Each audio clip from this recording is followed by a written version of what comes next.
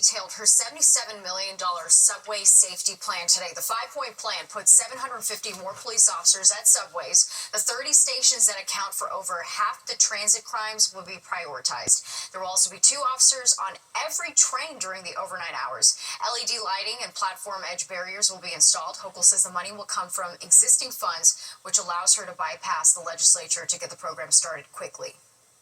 But it is going to start Monday. Again, this is overtime.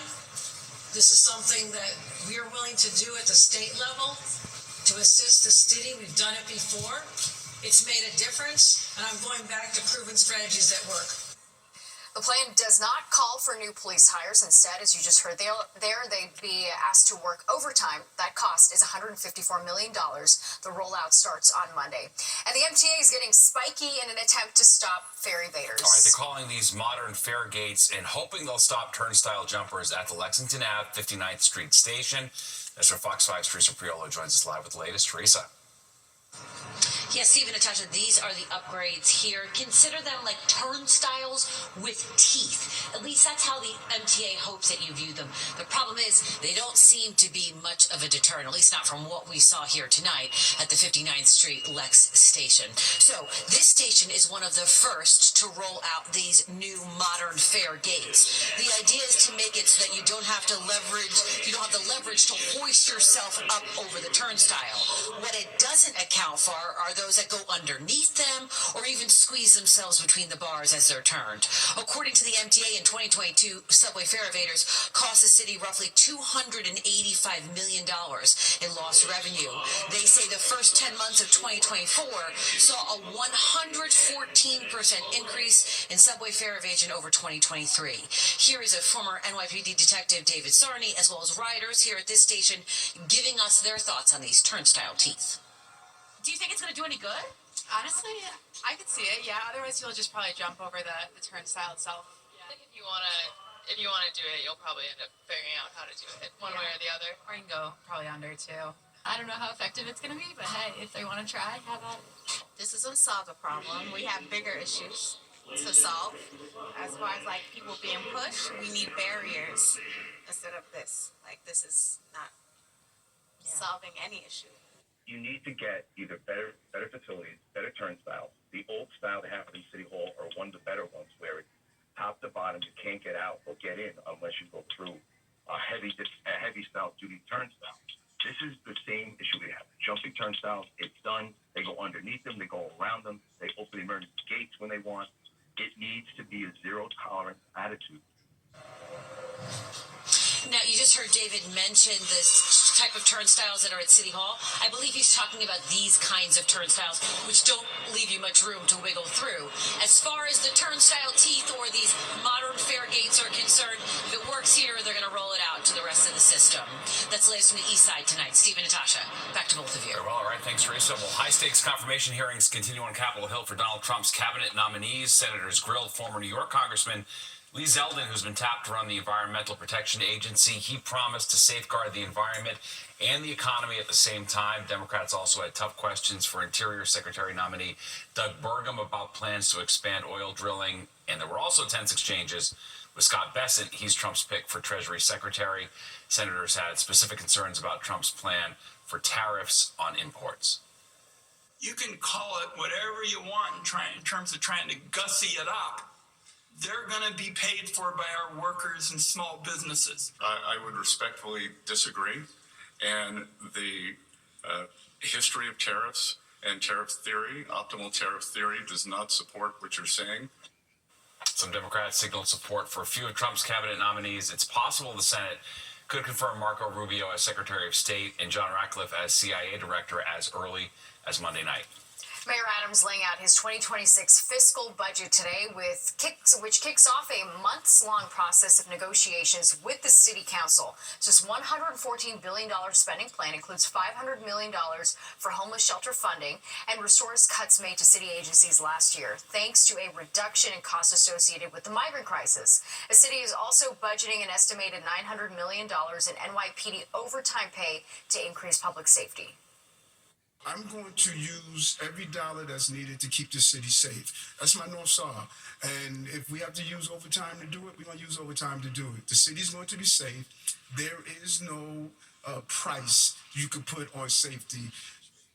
The budget also prioritizes increasing the city's funding reserves, which are now about $8 billion to cover any unexpected costs or crises. The city budget must be finalized by July 1st. Well, one thing is clear when you look at this house in Brooklyn, don't even think about blocking the driveway. All right, and as Fox 5's Richard Giacova shows us, there are dozens of cameras and signs to deter you. Along East 15th Street in Brooklyn's Sheepshead Bay neighborhood, parking, well, let's just say it's almost non-existent. Sometimes you wait like 30 minutes to find parking around this neighborhood. You spend about 20 minutes circling around. It's horrible. Really? I circle around all the time to find parking, and it's not good. Yes, everyone who lives on this block has the same complaint, but what can they do about it? Well, one couple has decided the front of their home is no free parking lot. A home that is as popular as a home decorated with Christmas lights, except this one has a cluster of no parking signs, more than 75 signs, so many signs that folks stop to snap photos. That sign over there, do not push packages, do not park, 24-hour surveillance. Love that. So you think there are enough signs with enough rules in front of this house? Well, how are people going to follow all these rules? Are these homeowners going to enforce it? Well, they'll do it with surveillance cameras, and not just one or two surveillance cameras either. We counted at least 51 cameras from the back of this house to the front to ensure whoever pulls up to this house isn't staying. I definitely think it's justified. It's hard to get parking, and they gotta do what they gotta do to save their parking spot. The homeowners, whose cars are marked with MD license plates, didn't answer the door when we attempted to reach them for comment, but neighbors say they normally keep to themselves. They're very quiet people. Yeah, it is a bit much. Fox 5 did reach out to the Department of Transportation to find out whether or not one could put up their own no parking signs, but we haven't heard back. So here's some advice. Steer clear of this pit stop, but if you find yourself outside this Brooklyn home, well, just keep it moving. In Sheepshead Bay, Richard Giacovas, Fox 5 News. A man known as Mr. Baseball, Bob Uecker, has died after an admittedly so-so professional career. Uecker became famous after his playing days ended. Vaughn into the windup in his first offering. Just a bit outside. He tried the corner and missed. All right, people who knew Uecker called him the funniest man in the room. He showed off that comedic genius in the movie Major League. He also starred in the TV show Mr. Belvedere and numerous Miller Lite commercials. But baseball was his true love, and for decades, the Hall of Famer was the beloved voice of the Milwaukee Brewers, becoming a true ambassador for the game. Bob Uecker was 90 years old. And avant-garde filmmaker David Lynch has died. He was celebrated for his uniquely dark productions like the movies Blue Velvet and Mulholland Drive and the TV series Twin Peaks. His family announced his passing on Facebook today. Last year, Lynch revealed he was suffering from emphysema after a lifetime of smoking. David Lynch was 78 years old. Well, straight ahead, Wendy Williams speaking out about her current situation. What if they take my phone? I won't be able to talk to anybody. So sad, the former talk show queen in her own words about her life and how she says she's being treated. Plus, they're not cigarettes, but they do contain nicotine. How for the first time ever, the FDA is okaying sales of a popular brand of nicotine pouches. You're watching the 10 o'clock news. The FDA entering a new era, okaying the sale of Zyn nicotine pouches to help smokers cut back or quit cigarettes. It's the first time the Food and Drug Administration has authorized the sale of nicotine pouches. Fox 8's Jessica Formoso is live in the newsroom with the impact of this decision. And just how is the medical community responding? And Natasha and Steve, well, doctors are surprised the FDA is authorizing the use of these nicotine pouches. They believe there's serious health risks people need to take into account before consuming. The FDA authorizing Thursday the use of Zyn pouches, these small pouches that are designed to be placed between the gums and lip, allowing nicotine to be absorbed into the bloodstream, which could help smokers cut back or quit cigarettes. I understand the reasoning that, this may get patients off smoking, which we know is very dangerous, but this is not without any risk. The flavored pouches have been available for more than a decade as FDA reviewed Philip Morris International, the parent company behind the Zyn pouches. Although they contain nicotine, they are considered to be less harmful than other traditional tobacco products, something that doesn't sit well with Dr. John White, Chief Medical Officer at WebMD. I'm not sure I would say these pouches are safe and effective. We do know that too much nicotine can cause problems with your heart. Remember, that acts as a stimulant. We know that there is an association with nicotine and oral cancer and gum disease. FDA officials say that Zyn contains fewer harmful ingredients than cigarettes and other various types of chewing tobacco, which are linked to cancer and other diseases. The company citing a substantial portion of adults who previously smoked switched completely to Zyn. The belief is, and there's some data to support this, that people who use these pouches, smokers, will then come off of tobacco. But what I'm concerned about is then they become addicted to these pouches, and particularly concerned for kids. About 2% of kids are using these pouches.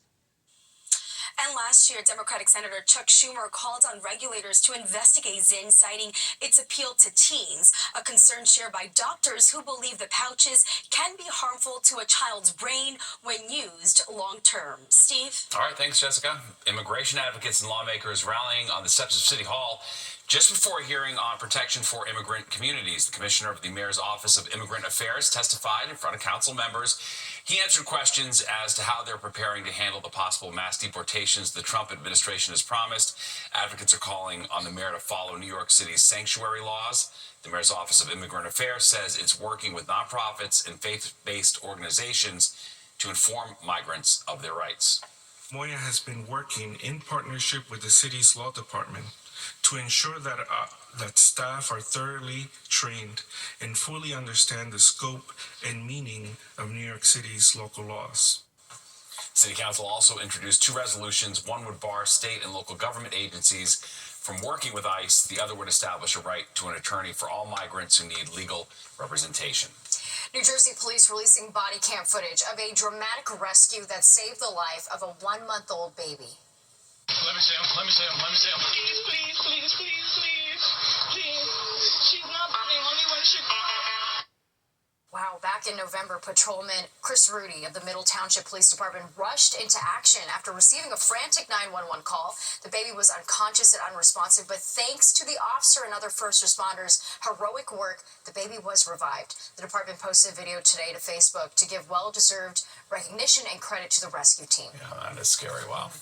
Wendy Williams not back in the purple chair, but on the air for the first time since being placed under a guardianship. All right, the former talk show host insisting she is not cognitively impaired. Fox 5's Teresa Priolo has more on what Wendy had to say on The Breakfast Club. What if they take my phone? I won't be able to talk to anybody. Wendy Williams in her own words. My life is like up. The radio and talk show icon calling into The Breakfast Club to give an update on life lately. And according to Wendy, the wellness facility she's been placed in by her guardian is less of a retreat and more of a prison. I am not cognitively impaired, you know what I'm saying? No, but I feel like I am in prison. You understand what I'm saying? But I'm in this place where the people are in their 90s and their 80s. And their 70s, and even when people are 60 like me, hey, I'm sexy and gorgeous. You know, Wendy has been seen in public since mid-December at her son Kevin Jr.'s Miami graduation. Before that, it was in this documentary that gave insight into her recent health struggles. And I don't want sympathy from anyone. Those controlling Wendy's conservatorship told the media last year she was diagnosed with progressive aphasia and frontotemporal dementia, conditions that can cause problems with cognitive function, communication, and speech. But a defiant Wendy showed up on the radio Thursday. Where I am, okay, you have to get keys to unlock the door, to press the elevator to go downstairs. The hashtags FreeWendy and FreeWendyWilliams are trending on social media. There's even a Change.org petition. This is what is called emotional abuse. You know what I'm saying? For Wendy, she says her greatest wish right now is being able to see her dad on his 94th birthday. At 94, the day after that is not promised. It's not promised, Teresa Priolo, Fox 5 News. We are sending Wendy our best, that's for sure. She is amazing. Well, it's been almost 2 weeks since congestion pricing started taking its toll on drivers. And tonight, we're taking a look at how the toll is affecting Broadway. Plus, get ready to meet a terrier who is a terror on the agility course, and he's doing it on just 3 legs. The news on Fox 5 brought to you by Bet360.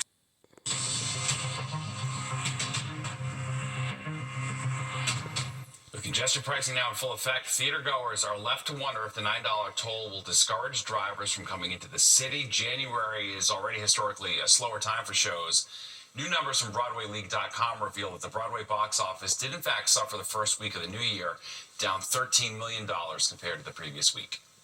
Drove in, we parked over there. Normally that would be all full of traffic. We got in so quick, and no, it's fine with me. But I understand that it's a hardship for other people. I think it's going to affect business, and I think it's going to affect theater. People can't afford to pay that extra money to come down. Broadway's Broadway. People are always going to want to see a show, you know? It's an institution. Experts say it may be too early to tell if congestion pricing is solely to blame. In fact, the first week of 2025 is up by $4 million compared to the same week last year. Well, Natasha has some very exciting news to share with us. I do, that's right. My new podcast, Talking with Natasha, is out now on the Fox Local app and YouTube. The first episode dropped today, and here's a sneak peek.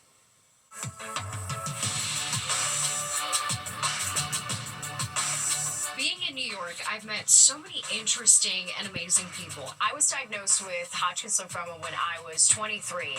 As a cancer survivor, I learned to make the most of each moment, always striving to take it to the next level.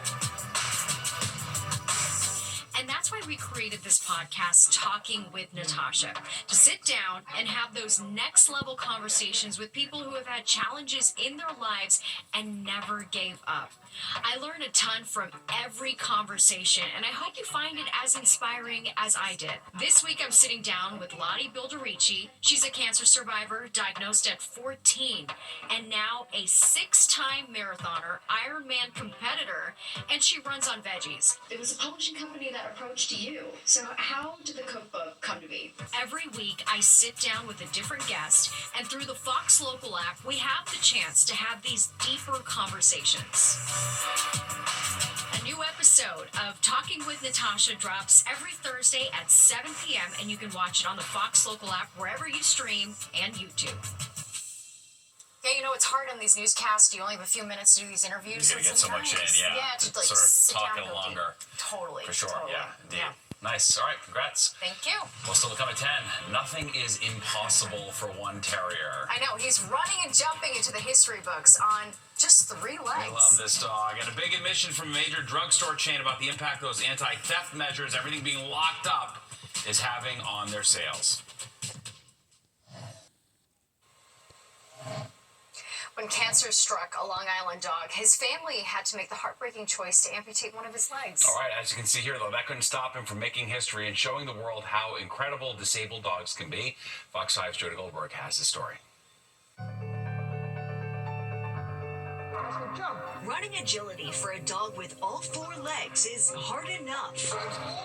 But Rascal, this 5-year-old Norwich Terrier, has mastered it on 3 after losing his hind leg to cancer. A lump was noticed on his right rear leg. It turned out to be a stage 2-3 soft tissue sarcoma. We took him for 20+ radiation treatments. When the tumor grew again, Lark and Don Schlimbaum were told an amputation was the only option. I couldn't even say the word. Amputate? That was awful. But we did it and got used to it, and here he is. Who's that?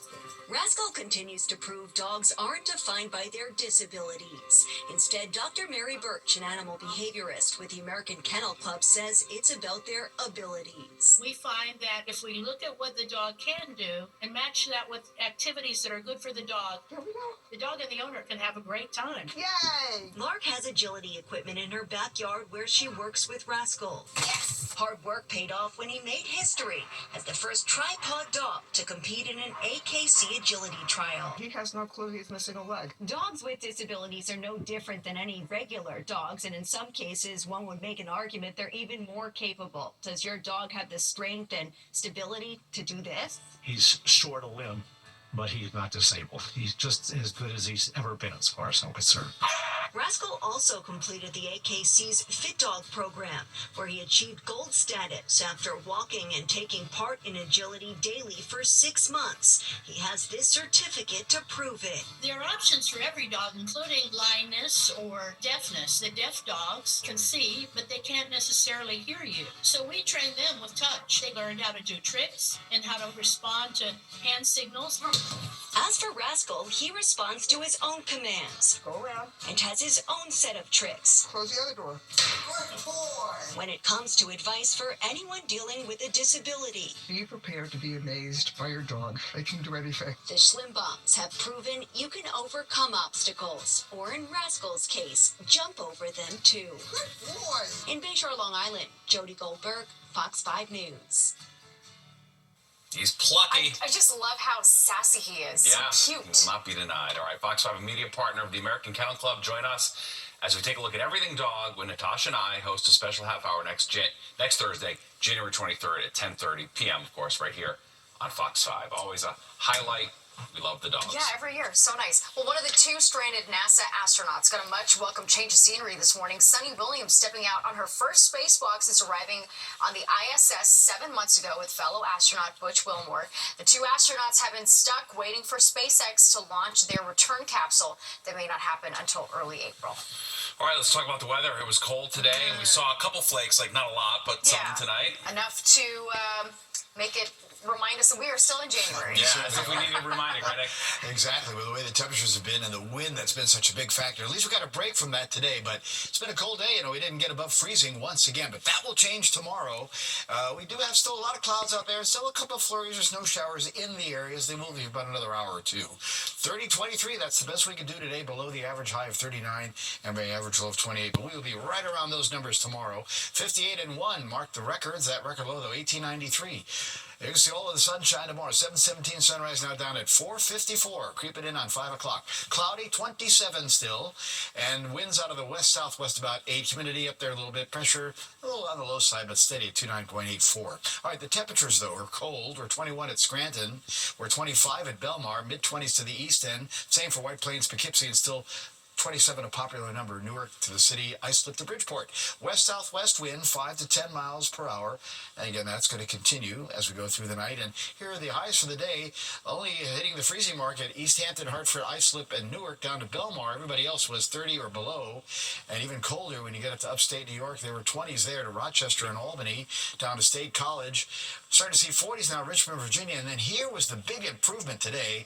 That was in the Ohio Valley. Remember yesterday I was telling you Chicago was only 18. Detroit was 20. Well, they picked up some big temps today there. About a 20-degree rise for Chicago. Cincinnati's up about 15 degrees from yesterday. Here's the close-up radar. You can see whatever snow showers around, they're just really kind of falling apart. We'll take a look at the wider view. There's a couple more upstream here, so we'll see if a few get in here. But really the trend now is going to be for the sky to clear out as the night goes along and that system kind of moves along. But it is a little warm front, and that's why as that system kind of moves in that direction, we'll tap some of those temperatures that were in the upper 30s here in the Ohio Valley today, and that's where we'll be tomorrow, up to close to 40 degrees or so. There will be a little disturbance, though, coming up out of the south for Saturday. You'll see that here in our Futurecast, but by then temperatures will be back up into the 40s. Overnight, we're high 20s in the city, upper teens, low 20s again in the colder spots, North Jersey, Hudson Valley, mid-20s near the coast. Tomorrow, mainly a sunny day. Here's the numbers that some folks will get up over 40 degrees in parts of New Jersey, and we'll probably get close to 40. Model's going for 39. That's about right. We'll probably get to 40 for lucky enough. Not as cold tomorrow night. More clouds come in. Mid-30s in town and the coast. Closer to 30 inland. And then there's Saturday. So by the time we get to the afternoon, we're going to see some rain around here. Not a lot, but enough. Definitely more on the over Long Island. But notice temperatures are in the mid-40s at that point. Then we're going to start turning colder. And then another system comes in, which you talked about earlier, which could bring some snow late Sunday. 26 tonight in town.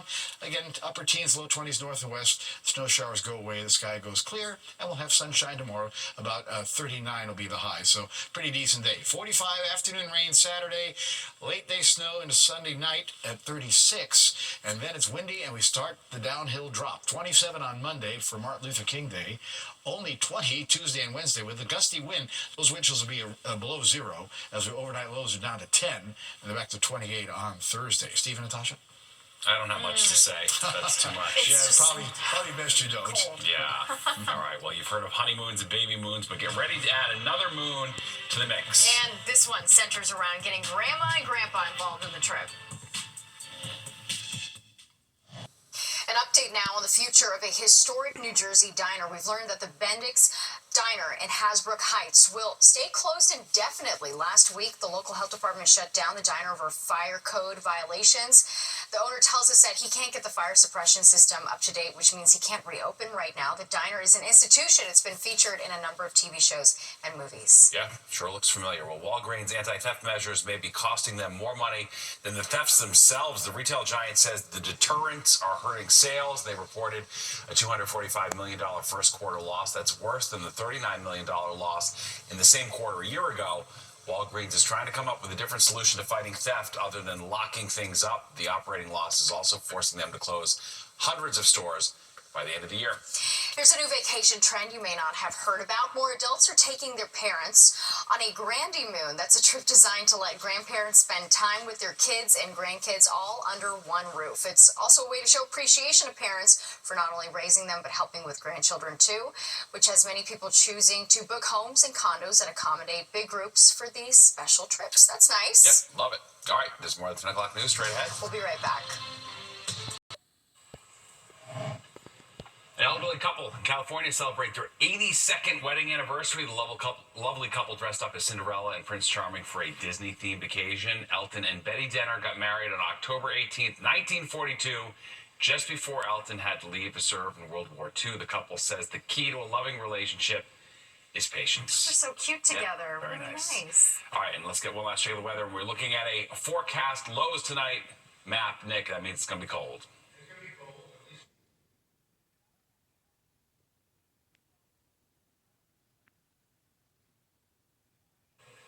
Oh, I thought that was my earpiece. He just said it's really cold and the lows are super low. Yes. All right, Nick, we'll see you later. And don't go anywhere. Good night, New York, with Crystal Young and Ryan Christopher is next at 11. You do not want to miss it. All right, that does it for us tonight. If you missed any part of the 10 o'clock news, you can always catch an encore on our free streaming app, Fox Local. Just scan the QR code on your screen to download the free Fox Local app on your phone. Have a great night. We'll see you tomorrow.